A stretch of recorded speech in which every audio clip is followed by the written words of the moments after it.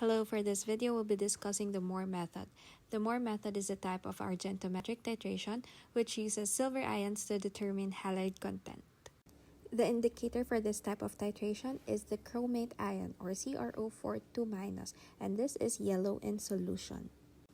Our titration reaction involves the reaction between silver ions and your chloride ions to form a white precipitate silver chloride.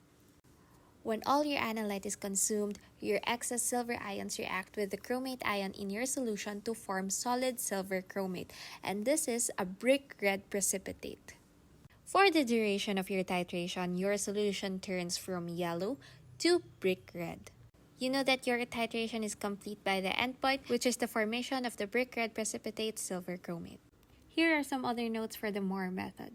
First up is the titration reaction must be performed at neutral pH or relatively neutral pH. When the titration reaction is formed under basic conditions, your silver ions would react with your hydroxide ions to form solid silver hydroxide, which means that your analyte does not react in this titration. On the other hand, if you perform this titration in acidic conditions, your chromate ions reacts with your hydronium ions to form chromic acid. And your chromate ions can also be converted to dichromate ions, which is orange in solution.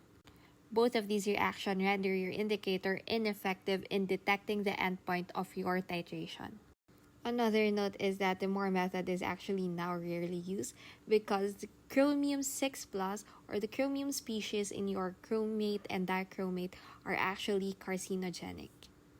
That's it for this video. Thank you for watching. Bye!